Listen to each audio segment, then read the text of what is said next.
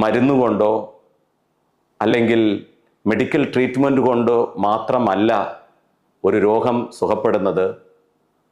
സ്നേഹം കൊണ്ടും ആ മാനസിക ഇടപെടൽ കൊണ്ടും ആ രോഗിയോട് നമ്മൾ കുറച്ച് സമയം ചെലവഴിക്കുമ്പോൾ അവിടെ ഉണ്ടാകുന്ന ആ നല്ല പോസിറ്റീവ് വൈബ്രേഷൻ ഉണ്ടല്ലോ, അതുകൊണ്ടും രോഗം സുഖമാകുന്നു, അല്ലെങ്കിൽ ആ രോഗിക്ക് ആശ്വാസം കിട്ടുന്നു.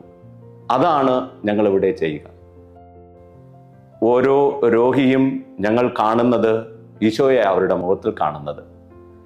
ഈശോയ്ക്ക് ശുശ്രൂഷ ചെയ്യുന്നത് പോലെയാണ് ഒരു രോഗിയെ നമ്മുടെ സിസ്റ്റേഴ്സ് അല്ലെങ്കിൽ ഈ പ്രവർത്തനത്തിൽ ഇടപെടുന്നവർ കാണുന്നത്.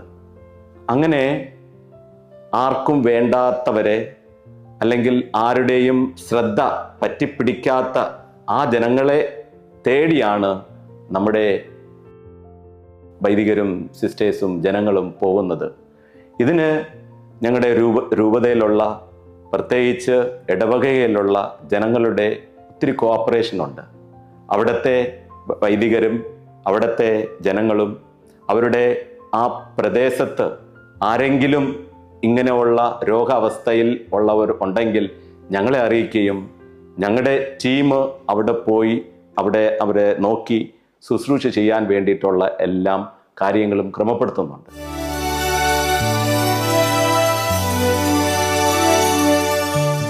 നമ്മുടെ ശുശ്രൂഷയിലുള്ള സിസ്റ്റേഴ്സ് നമ്മൾ മരുന്ന് കൊടുക്കുക എന്നുള്ളതല്ല നമ്മുടെ ആത്യന്തികമായ ലക്ഷ്യം. മരുന്ന് കൊടുത്ത് സൗഖ്യപ്പെടുത്തുക എന്നുള്ളതല്ല, മറിച്ച് അവരുടെ കൂടെ ആയിരിക്കുക.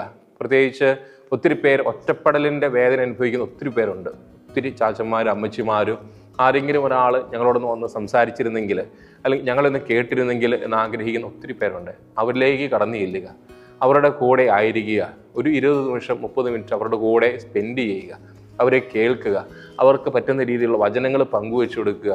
ഇങ്ങനെയാണ് നമ്മുടെ ശുശ്രൂഷ മേഖലകൾ കൂടുതലായിട്ട് പ്രവർത്തിച്ചു വരിക. അവിടെ കേൾവിക്കാരായിട്ട് നമ്മളുള്ളപ്പോൾ അവരുടെ ഒത്തിരി രോഗങ്ങൾ കുറയുന്നതായിട്ട് നമ്മൾ കണ്ടിട്ടുമുണ്ട്. അപ്പം അങ്ങനെ ഈ ശുശ്രൂഷ മേഖല വളരെ അർത്ഥവത്തായിട്ടാണ് മുന്നോട്ട് പോയിക്കൊണ്ടിരിക്കുക.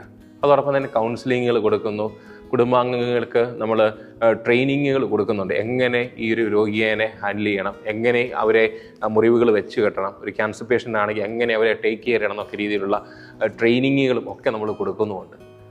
അതുമാത്രമല്ല, ഇതിലേക്ക് ജാതിയുടെ, മതത്തിൻ്റെ, വർണ്ണത്തിൻ്റെ ഒരു വിവേചനവുമില്ല.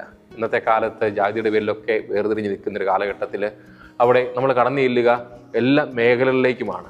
നമ്മൾ പോലും ആഗ്രഹിക്കാതെ മറ്റു പലരും വന്ന് ആവശ്യപ്പെട്ട് അച്ഛാ അല്ലെങ്കിൽ സിസ്റ്റർ ഇന്നപോലെ ഒരു രോഗി അവിടെയുണ്ട്, നിങ്ങളൊന്ന് പോയി കാണാൻ പറ്റുമെങ്കിൽ അത് അവർക്ക് വലിയ ഉപകാരമായിരിക്കും എന്ന് പറഞ്ഞ് ഒത്തിരി അന്യമതസ്ഥർ പോലും വന്ന് അവർ തന്നെ നമ്മളെ കൂട്ടിക്കൊണ്ടു പോകുന്ന സ്ഥിതിവിശേഷമുണ്ട്.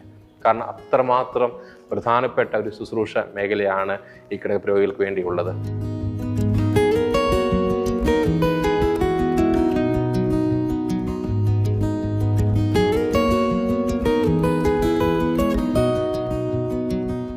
പേരെന്നാ? പേര് ചിത്രൂപൻ. ഏതാ? ചിത്രൂപൻ. ജോലി എന്നായിരുന്നു? സൂപ്രണ്ട്. എഞ്ചിനീയറിന്റെ അടിയിൽ എല്ലാം നോക്കുകയായിരുന്നു. ശമ്പളം കൊടുക്കണം, സിമെന്റ് എടുക്കണം, കമ്പി എടുക്കണം, ആൾക്കാരെ എല്ലാം നോക്കി പരിചരിച്ചിട്ടിരുന്നു. കാലത്ത് 6 മണിക്ക് വെള്ളാടിച്ചായിരുന്നു പോയി നോക്കാൻ പോയി. ഈ ഇട സൈഡ് സ്ട്രോക്കായിരുന്നു. സ്ട്രോക്ക് സമയത്ത് തല ചുറ്റി. ഈ സൈഡിൽ 6 നിലയ്ക്ക് മുകളിലാണ്. ഈ 6ാമത് നിലയിൽ നിന്ന് താഴെ വന്നു തുടങ്ങി. 15 വർഷമാകും. 2009 വീണതല്ലേ? വീട്ടില് വേറെ ആരൊക്കെ ഉണ്ട്? മക്കളൊക്കെ എത്ര പേരൊക്കെയാ? എൻ്റെ മോള് ഒരുണ്ട്, ഒരു മകനുണ്ട്. അവന്റെ പൈസ, അവന്റെ ശമ്പളം വെച്ചിട്ട് നമ്മളെ രണ്ടുപേരുടെ ജീവിതം കഴിയുന്നത്. അവൻ അയച്ചു തരുമല്ലോ. പിന്നെ എനിക്ക് മരുന്ന് വാങ്ങിക്കാൻ സിസ്റ്റർ എല്ലാ ഉപകാരങ്ങൾ ചെയ്യുന്നു. മാസം തോറും വന്ന് ഉള്ള ഗുളികളെല്ലാം തന്നിട്ട് പ്രഷർ ഇതെല്ലാം എടുത്തോണ്ട് പോകും. സന്തോഷമാണോ? സന്തോഷം തന്നെ.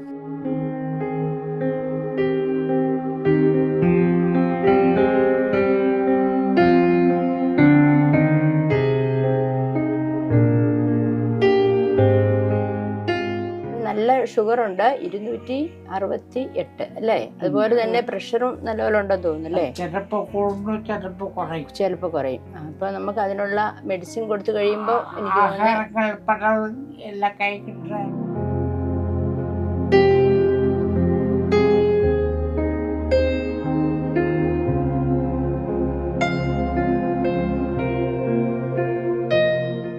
മരുന്നെല്ലാം എടുക്കുക, സന്തോഷമായിട്ടിരിക്കുക.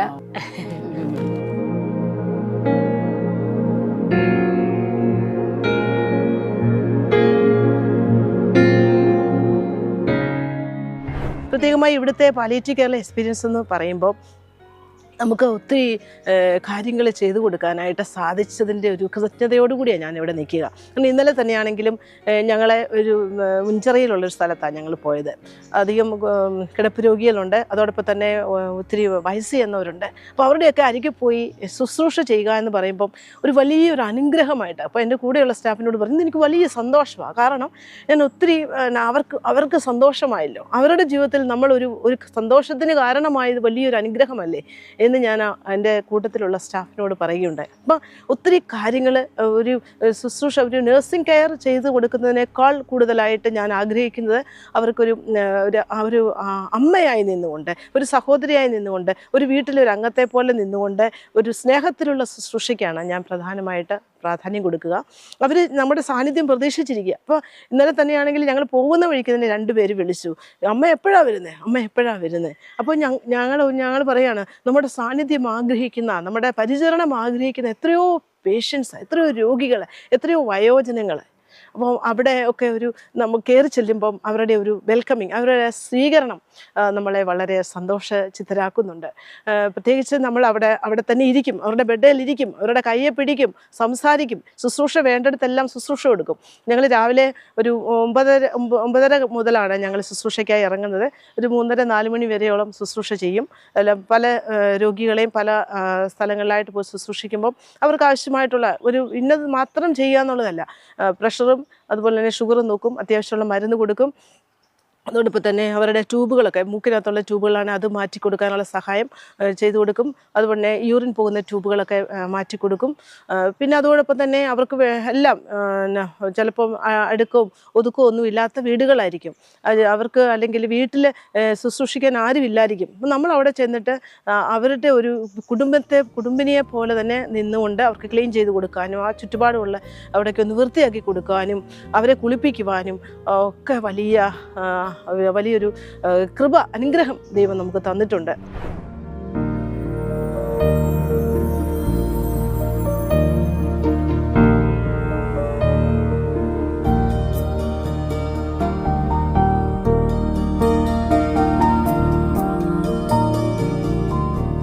പേരെന്നാ?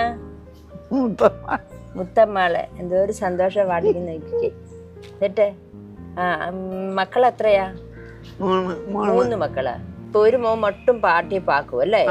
இந்த மகன் பாட்டிக்கு நடக்க முடியுமா? നടക്കാതെ அந்த ടോയ്ലറ്റിൽ പോകുന്നു, കുളിപ്പാട്ട് എല്ലാം அந்த മോൻ ഹെൽപ്പ് பண்ணி തരും, കൊടുപ്പേ. அங்க போக வேண்டி அந்த മോനെ കൊണ്ടിരുത്തും. ഓക്കെ, ഞങ്ങൾ വരുന്ന സന്തോഷമാണോ? അന്നേക്ക് ഭയങ്കര സന്തോഷം അല്ലേ?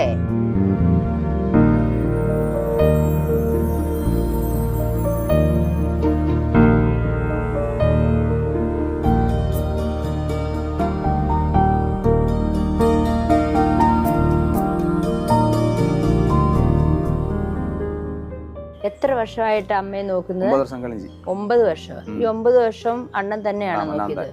അണ്ണൻ എത്ര സഹോദരങ്ങളും സഹോദരികളും ഒക്കെ ഉണ്ട്? എന്നെ പോക 2 സഹോദരനും, ഒരു സഹോദരനും ഒരു സഹോദരി. ഒരു സഹോദരൻ. അവങ്ങള് സഹോദരി മാസத்துக்கு ஒரு நாள் വരും, സഹോദരൻ പാക്ക്. രണ്ടുപേരും മാരേജ് മുടിച്ചു, പിള്ളകളും ഉണ്ട്. അവങ്ങള് പക്കത്ത് തന്നെയാ? പക്കം 2 കിലോമീറ്റർ அந்த பக்கம் സഹോദരി. മോള് വരും? മോള് മാസത്തിൽ ഒരു നാൾ വരും, കാലയിൽ വരാം, സായങ്കാലം പോകും. അപ്പടിയാ? എന്റെ പാട്ടി നോക്കുന്നതിൽ സന്തോഷമാണോ? സന്തോഷമായിട്ടില്ലേ?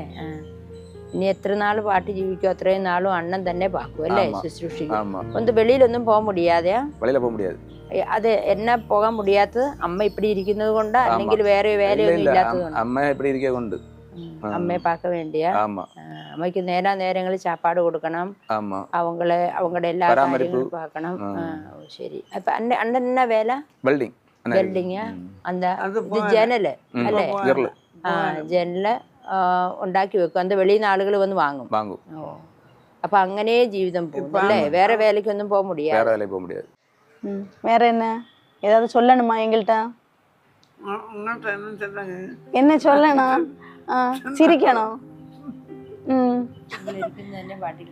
அப்படியே பாட்டி, நாங்க இருக்கிறது ரொம்ப சந்தோஷமா உங்களுக்கு? அப்படியா? அப்ப நாங்க என்னைக்கு வரணுமா? എന്നേക്കും വരാം. ഓക്കെ.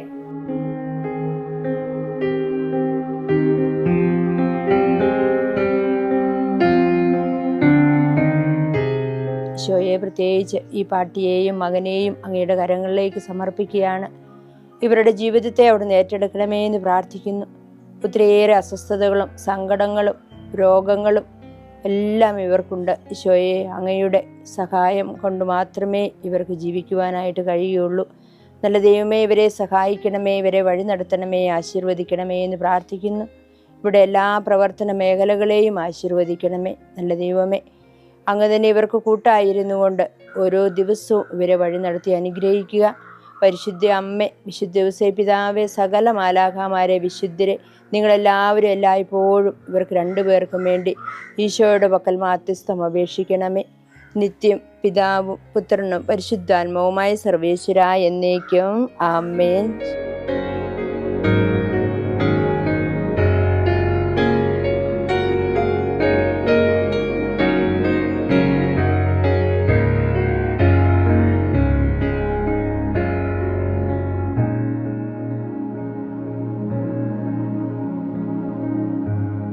ഞങ്ങൾ പോകുന്ന സ്ഥലങ്ങളിലൊക്കെ കിടപ്പ് രോഗികളെയാണ് സന്ദർശിക്കുന്നത്.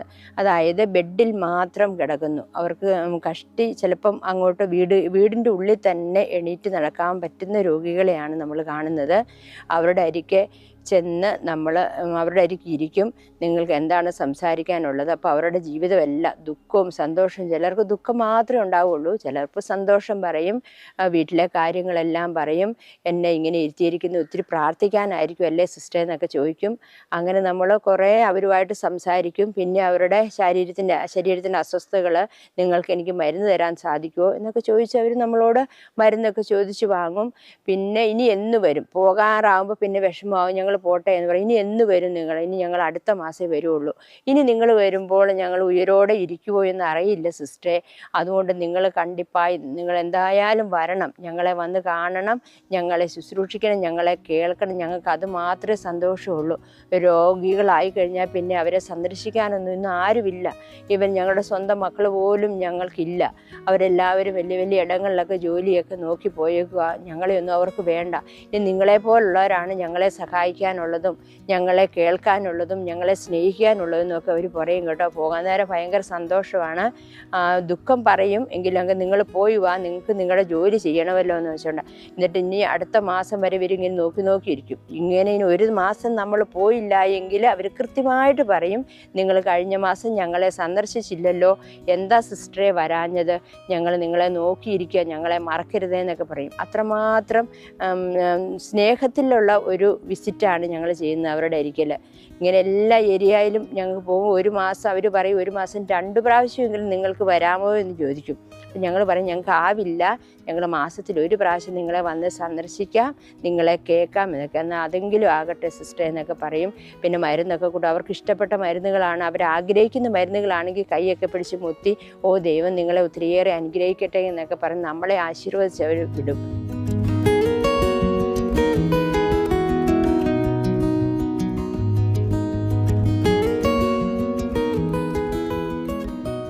ഇത് അബിൻ്റെ വീടാണ്. അബിനാണ് ഇരിക്കുന്നത്. അവനൊരു മെൻ്റലി റിട്ടാർഡഡ് കുട്ടിയാണ്. അവൻ നമ്മുടെ ഒരു സ്കൂളിൽ പഠിച്ചുകൊണ്ടിരുന്ന സമയത്ത് അവനൊരു ഫിറ്റ്സ് വന്നപ്പം നമുക്ക് പിന്നെ പേടിയായി അവനെ വെച്ചുകൊണ്ടിരിക്കാൻ. ഏത് സമയത്ത് ഫിറ്റ്സ് വരാമെന്ന് പറഞ്ഞു. പിന്നെ അവനെ സ്കൂളിൽ നിന്ന് വിട്ടു. പിന്നെ അവൻ്റെ വാസം ഈ വീടിനുള്ളിലാണ്. അവന് നടക്കാൻ കഴിയത്തില്ല. അവൻ നേരെ നോക്കാനും ഇച്ചിരി ബുദ്ധിമുട്ടൊക്കെയാണ്. അബിന് വേണ്ട, അവന് ഒരു സഹോദരനും കൂടിയുണ്ട്. ഇവൻ തമ്പി അല്ലേ, കൊച്ചു തമ്പിയാണ്. അവൻ്റെ പേര് ബെൽജൻ. അവനിങ്ങനെ സ്കൂളിൽ പോയിക്കൊണ്ടിരുന്ന സമയത്ത് ഒരു ആക്സിഡൻ്റ് ഉണ്ടായി. അത് അവന് కొంచెం പ്രശ്നമൊക്കെ ആയി. ഇപ്പം കാലിന് പ്രശ്നം ഉണ്ടായിരുന്നു, ഒടിഞ്ഞ് അത് കമ്പിയൊക്കെ ഇട്ടിരിക്കുമായിരുന്നു. ഇപ്പം ഇന്നേക്കും അവന് നല്ല പനിയുണ്ട്. പിന്നെ എബിൻ്റെ പപ്പായാണ് ഇത്. പപ്പയ്ക്ക് ഇങ്ങനെ കാലിൽ ഇച്ചിരി പ്രശ്നങ്ങളൊക്കെ ഉണ്ട്. നമ്മളിവർക്ക് മരുന്ന് കൊടുത്തുകൊണ്ടിരിക്കുകയായിരുന്നു. പിന്നെ ഇപ്പോൾ പച്ചമരുന്നൊക്കെ ആക്കി. പിന്നെ ഇവൻ്റെ അമ്മ ഒരു സ്കൂളിൽ ജോലി ചെയ്യുക ആയിട്ട്. വളരെ തുച്ഛമായിട്ടുള്ള വരുമാനം ഇവർക്കുള്ളൂ. അപ്പച്ചന് പോകാൻ പറ്റത്തില്ല. കൊച്ചിങ്ങനെയാണ്. ഇവന് കൊച്ചു ചെറുക്കൻ. ആ ഒരു അക്കയുടെ ഏതാണ്ട് 4000, 2500, 3000 രൂപയും കൊണ്ടാണ് കിട്ടുന്നതുകൊണ്ടാണ് ഇവരുടെ 4 പേരുടെയും ജീവിതം കഴിയുന്നത്.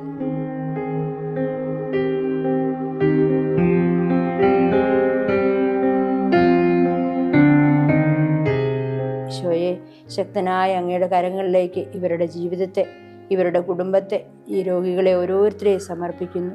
കരുണയോടെ കാക്കണമേ, സംരക്ഷിക്കണമേ. അമ്മേ മാതാവേ, പിതാവേ, സകല മാലാഖമാരെ, വിശുദ്ധരെ, നിങ്ങളെല്ലാവരും എല്ലായ്പ്പോഴും ഈ കുടുംബത്തിന് വേണ്ടി, ഈ മക്കൾക്ക് വേണ്ടി തിരുസന്നിധിയിൽ മാധ്യസ്ഥം വഹിക്കണമേ.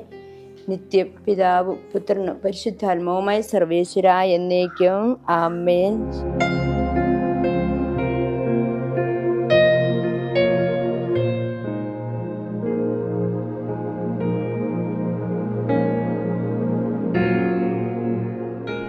ഈശോ മിശിഹായ്ക്ക് സ്തുതിയായിരിക്കട്ടെ. ഞാൻ sister Emily Rose CMC, Thuckalay Chavara province അംഗമാണ്. ഞാൻ ഫോർമേഷൻ നടത്തിയത് ഇത്തിത്താനത്താണ്. അവിടെ നിന്ന് ഉടുപ്പിട്ട ഉടനെ തന്നെ ഞാൻ നഴ്സിംഗ് പഠനത്തിനായി പോയി. നഴ്സിംഗ് കഴിഞ്ഞ ഉടനെ തന്നെ ഞാൻ തക്കല രൂപതയിലെ തെങ്കാശി മിഷനിൽ വർക്ക് ചെയ്യുവാൻ, ഒരു നഴ്സായി വർക്ക് ചെയ്യുവാൻ ആ പാവപ്പെട്ട വില്ലേജിലെ മക്കൾക്ക് വേണ്ടി 12 വർഷക്കാലം ചെലവഴിച്ചു. യേശുനാഥൻ്റെ കൂടുതൽ അനുഭവങ്ങൾ എനിക്ക് സ്വായത്തമാക്കാൻ കഴിഞ്ഞു. അതിനുശേഷം ഒരു 6 വർഷക്കാലം പാലിയേറ്റീവ് കെയറിലേക്കായി വർക്ക് ചെയ്യാനുള്ള വലിയ ഒരു അനുഗ്രഹം എനിക്ക് കർത്താവ് തന്നു. റോമ 10:11 സുവിശേഷം പ്രസംഗിക്കുന്നവരുടെ പാദങ്ങൾ എത്രയോ സുന്ദരം. അതിന് തക്കതായ രീതിയിൽ തിരുസഭ ആഗ്രഹിക്കുന്നത് പോലെ സുവിശേഷ പ്രഘോഷണത്തിനായി കർത്താവ് അയച്ച ശിഷ്യന്മാരെ പോലെ ഈ കന്യാകുമാരി ജില്ലയിലെ കിടപ്പ് രോഗികളും പാവപ്പെട്ടവരുമായ മക്കൾക്കായി എനിക്ക് ശുശ്രൂഷിക്കാനൊരു അവസരം തന്നു. മുക്കിലും മൂലയിലും ആരും അന്വേഷിക്കാനില്ലാതെ വീടുകളിൽ ഒറ്റയ്ക്ക് അനാഥരായിട്ട് കഴിയുന്ന, മലത്തിലും മൂത്രത്തിലും കഴിയുന്ന മക്കളെ ശുശ്രൂഷിക്കുവാൻ, പലവിധ ക്യാൻസർ രോഗങ്ങൾക്കും സ്ട്രോക്ക് വന്നും അതുപോലെ പലവിധ ആക്സിഡൻറ്റിലായിട്ട് വർഷങ്ങളോളം കട്ടിൽ കിടക്കുന്ന മക്കളെ ശുശ്രൂഷിക്കുവാനായി കർത്താവ് എനിക്കൊരു വലിയൊരു അവസരം തന്നു. അതിനായി വോളണ്ടിയർ ചെയ്ത കുറേ സഹോദരിമാരും വന്നു. അവരോടൊപ്പം ഞങ്ങൾ എല്ലാ ദിവസവും രാവിലെ 9 മണിയാകുമ്പോൾ ആംബുലൻസിൽ ഓരോ വീടുകളിലേക്കും പോകും. അവിടെ ചെല്ലുമ്പോൾ ആരും നോക്കാനില്ലാത്തവരും, അതുപോലെ തന്നെ വെളിയിൽ ആരും നോക്കാനില്ലാതെ അവർ വെളിയിൽ കിടക്കുന്നവർ, പുഴുവിൽ കിടക്കുന്നവർ, മലത്തിലും മൂത്രത്തിലും കിടക്കുന്നവർ, അവരെയെല്ലാം കുളിപ്പിച്ചൊരുക്കി താടി വടിച്ച് നഖം വെട്ടി അവരെ ഞങ്ങൾ വൃത്തിയാക്കുമ്പോൾ അവരുടെ മുഖത്ത് വിരിയുന്ന ആ പ്രകാശം കാണുമ്പോൾ വീണ്ടും വീണ്ടും ഈ ശുശ്രൂഷ ചെയ്യുവാനുള്ള വലിയ ഒരു ആകാംക്ഷ ഞങ്ങൾക്കും ഉണ്ടായിക്കൊണ്ടിരുന്നു.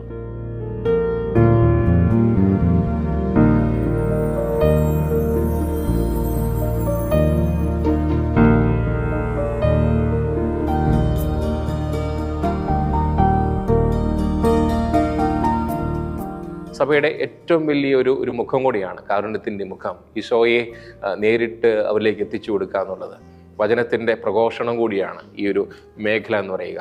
പല വീടുകളിലേക്ക് ചെല്ലുമ്പോഴേക്കും നമ്മൾ അവർക്ക് പങ്കുവെച്ചു കൊടുക്കുന്ന വചനം മാത്രമാണ്. നമ്മൾ ആദ്യമേ ചെല്ലുമ്പോൾ വചനത്തിൻ്റെ ഒരു ഭാഗം പങ്കുവെച്ചു കൊടുക്കുന്നു, പിന്നീട് അവരുടെ ഏറ്റുചൊല്ലാൻ പറയുന്നു. അതുതന്നെ ഒരു മരുന്നായിട്ട് അവരുടെ ജീവിതത്തിൻ്റെ ഭാഗമായിട്ട് മാറുന്നു. നമ്മൾ അടുത്ത പ്രാവശ്യമൊക്കെ ചെല്ലുമ്പോഴത്തേക്കും അവർ കൂടുതൽ കൂടുതൽ വചനങ്ങൾ തരണമെന്ന് ആവശ്യപ്പെടുക. അങ്ങനെ മരുന്നിനേക്കാൾ ഉപരി വചനങ്ങൾക്ക് പ്രാധാന്യം കൊടുത്തുകൊണ്ടാണ് നമ്മുടെ ശുശ്രൂഷ മേഖല വളരെ നന്നായിട്ട് പോയിക്കൊണ്ടിരിക്കുക.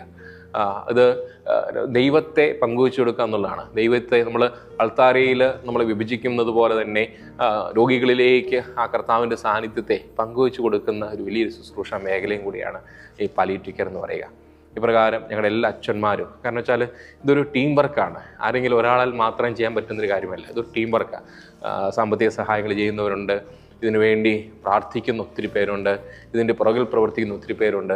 അതോടൊപ്പം തന്നെ ഈ ഒരു മേഖലയിലേക്ക് അത് ആൾക്കാരിലേക്ക് എത്തിച്ചേരാൻ വേണ്ടി അധ്വാനിക്കുന്ന അച്ഛന്മാരുണ്ട്, സിസ്റ്റേഴ്സുണ്ട്. അങ്ങനെ ഒരു കൂട്ടായ പ്രവർത്തനം, ഇതിനെല്ലാം ചുക്കാൻ പിടിച്ചുകൊണ്ട് അഭിവന്ദ്യ ജോർജ് രാജേന്ദ്രൻ പിതാവ് പ്രകാരം ഒരു കൂട്ടായ പ്രവർത്തനത്തിലൂടെയാണ് ഈ പാലിയേറ്റീവ് കെയർ ഇങ്ങനെ കടന്നു പോയിക്കൊണ്ടിരിക്കുക.